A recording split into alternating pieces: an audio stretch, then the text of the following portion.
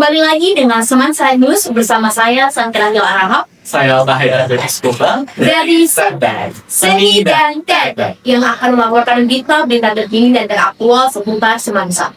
Pemirsa, Jumat 11 Juli 2025, SMA Negeri 1 Pakam mengadakan kegiatan masa pengenalan luar sekolah atau MPLS. MPLS merupakan kegiatan yang wajib diikuti oleh peserta didik baru pada jenjang SMP, SMA, dan SMK sebagai bagian dari proses awal masuk sekolah yang bertujuan untuk memperkenalkan siswa pada lingkungan sekolahnya, baik dari tata tertib, aturan sekolah dan guru, serta bahas yang bertugas di sekolah. Suasana semangat dan antusias terasa di lingkungan SMA Negeri 1 Pakam sejak hari pertama pelaksanaan masa pengenalan luar sekolah atau MPLS bagi peserta didik baru tahun ajaran 2025-2026. Kegiatan ini digelar selama 2 hari sejak Kamis 10 Juli hingga Jumat ini, 11 Juli 2025, dengan berbagai rangkaian acara yang edukatif, inspiratif, dan penuh makna.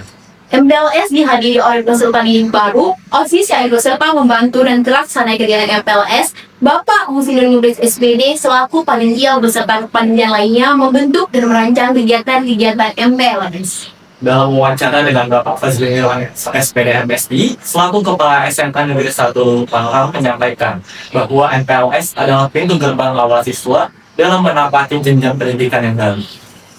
Beliau menekankan pentingnya suasana penyambutan yang ramah dan bermakna. Berikut wawancara reporter TV Semansa Kalisa Novi dengan Bapak Fazli Irwan SPD MSI. Silakan Kak Kalisa. Terima kasih kepada Kak Sangkira Harahap dan Bapak Haidar Firdaus Umar dari Negeri 1. Saya di sini sudah bersama dengan Bapak Fazli Irwan SPD MSI selaku Kepala Sekolah SMA Negeri 1 Pakam. Assalamualaikum Bapak. Assalamualaikum. Baiklah, saya langsung tanya saja ya Bapak. Apakah ada makna dari kegiatan MPLS tahun ini bagi para peserta didik baru Bapak? Ya, jadi maknanya sangat krusial dan penting ya, bahwa MPLS tahun ini kita mengenalkan lingkungan sekolah, bagaimana mereka juga bisa bersosial dengan kawan-kawannya, kemudian juga mengenalkan nilai-nilai karakter, dan mudah-mudahan mereka bisa nyaman sekolah ini. Dan kita juga akan menanamkan pencegahan terhadap perundungan dan lain sebagainya. Jadi makna dari MPLS kali ini sangat penting ya Bapak. Ya. Lalu apakah ada nilai dan visi yang ingin ditanamkan kepada para peserta didik baru di tahun ajaran ini melalui kegiatan MPLS ini ya Bapak? Ya, tentunya ya sudah dirancang sedemikian rupa dari sekolah bahwa kita mempunyai visi bahwa menciptakan lingkungan belajar yang nyaman, yang inklusif, yang menyenangkan dan bermakna. Kemudian untuk misinya tentunya kita akan menanamkan nilai-nilai karakter pada siswa, kemudian sosial, bersosial mereka, karena bagaimanapun ini adalah merupakan rumah mereka untuk bisa mengembangkan nilai-nilai karakter dan juga potensinya. Baik Bapak, berikutnya apakah ada harapan dan pesan yang ingin Bapak sampaikan kepada para peserta didik baru dari tahun pelajaran tahun ini Bapak? Ya, harapannya yang pertama sekali saya mengucapkan selamat datang bagi siswa MPLS di SMA Negeri 1 Pakam. Kita sudah menjadi keluarga ya. Kemudian selanjutnya di harapannya di SMA Negeri 1 Pakam ini mudah-mudahan siswa kita yang pada S32 bisa mengembangkan potensi dan juga mempunyai karakter yang baik ke depannya.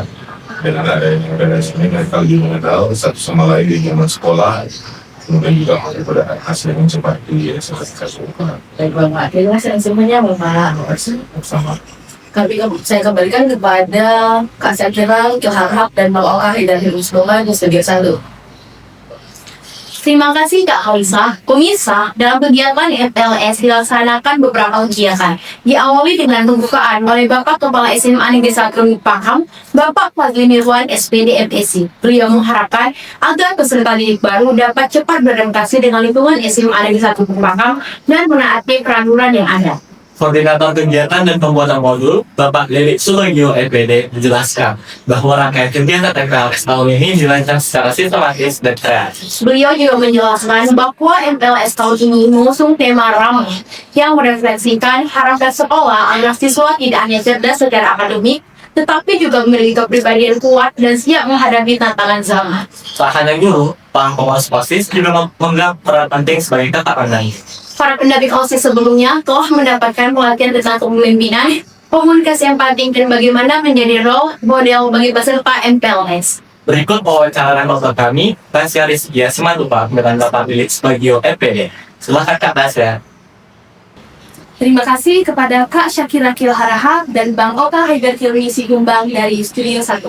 Pemirsa, sekarang saya sudah bersama narasumber kita hari ini, yaitu Pak Lili Subagio MPD selaku Koordinator Kegiatan dan Penyusunan Modul MPLS SMA Negeri 1 Lubuk Pakam tahun ajaran 2025-2026.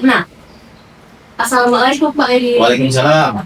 Saya izin langsung tanya-tanya aja ya Pak. Silakan. Apa tema untuk MPLS tahun ini, Pak? Ya, untuk MPLS tahun ini di SMA Negeri 1 merupakan bertema MPLS Ramah yang bertujuan menciptakan lingkungan belajar yang aman, nyaman, inklusif dan menyenangkan bagi peserta didik baru. Untuk mencapai kesempurnaan, panitia pasti mengumpulkan feedback dari MPLS sebelumnya agar dapat merancang kegiatan yang edukatif, inspiratif, dan juga bermakna. Bagaimana proses perencanaan untuk kegiatan MPLS tahun ini, Pak? Ya, seperti yang Tasya sampaikan tadi bahwa sebelum melaksanakan MPLS kita mencari umpan balik dari pelaksanaan MPLS tahun lalu. Dari umpan balik itu kita bisa mengidentifikasi area-area mana yang harus ditingkatkan sehingga pelaksanaan MPLS itu akan lebih interaktif dan menyenangkan bagi peserta. Pada kegiatan MPLS ini, apa saja kegiatan dan materi yang telah ditetapkan oleh panitia dan bagaimana proses pelaksanaannya serta siapa-siapa saja yang terlibat dalam kegiatan ini, Pak? Ya, terima kasih. Jadi untuk pelaksanaan dan materi kegiatan MPLS tahun ini, kegiatan MPLS dimulai dengan pembukaan yang dilakukan oleh kepala sekolah. Setelah pembukaan, kemudian wakil kepala sekolah bidang kurikulum menyampaikan materi terkait dengan visi, misi, dan kurikulum sekolah. Sebelumnya tentunya dikenalkan juga seluruh stakeholder sekolah, termasuk OSIS dan kepengurusan OSIS. Nah, wakil kepala sekolah bidang kurikulum menyampaikan visi dan misinya, visi dan misi SMA Negeri 1 Purwakarta. Dan yang paling penting adalah wakil kepala sekolah bidang kurikulum menyampaikan kurikulum yang digunakan di SMA Negeri 1 Purwakarta, yaitu kurikulum Merdeka. Dan ada beberapa hal yang mungkin perlu disampaikan oleh wakil kepala sekolah bidang kurikulum, yaitu tentang beberapa perubahan dalam proses pembelajaran seperti deep learning, kemudian gerakan anak Indonesia sehat dan hebat. Baru ada beberapa lagi yang mungkin yang menjadi poin penting adalah ada beberapa kriteria tentang kenaikan dan kelulusan, ya. Dan yang paling penting tentang standar kompetensi lulusan, yaitu Permendikbud nomor 10 tahun 2024. Nah, ini yang disampaikan oleh wakil kepala sekolah bidang kurikulum. Selanjutnya, materi berikutnya adalah tentang tata tertib. Materi ini disampaikan oleh wakil kepala sekolah bidang kesiswaan bekerjasama dengan guru BK. Mereka menyampaikan aturan-aturan yang ada di SMA Negeri 1 Lubukakam, apa yang boleh dilakukan dan apa yang tidak bisa dilakukan.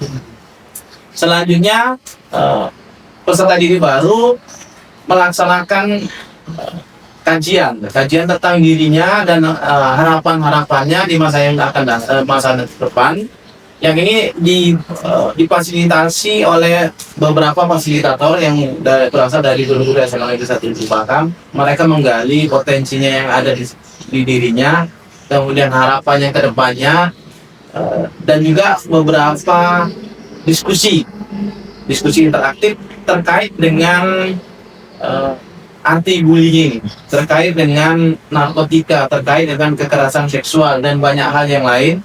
Ini yang terus menjadi bahan diskusi bagi peserta didik baru. Nah, peserta didik baru juga diberikan beberapa materi tentang permainan interaktif yang menggali semua potensi yang ada di dirinya, termasuk kolaborasi, kemandirian, kerjasama yang baik, dan kreativitas. Itu terus digali oleh para fasilitator sampai dengan di hari berikutnya, yaitu penyampaian para di ekskul. Ini dipandu oleh OSIS ya, menyampaikan ekskul apa saja yang ekstrakurikuler apa saja yang ada di SMA Negeri 1 Buatan. Dan berikut dengan para ini ada beberapa peragaan dari beberapa ekskul yang ini mudah-mudahan memberikan keinginan dari peserta didik baru untuk memilih nantinya ikut ekskul yang mana. Mungkin itu dulu yang karena memang banyak ekskul yang di SMA Negeri 1 Buatan, tapi yang mereka dikenalkan satu persatu. Itu dan. Terima kasih Kak Hasya. Semoga MPLS tahun ini dapat memberikan pembelajaran tentang lingkungan sekolah bagi peserta didik baru agar mereka dapat mengikuti peraturan yang berlaku di SMA Negeri 1 Bukaan. Demikian berita dari Semansa hari ini.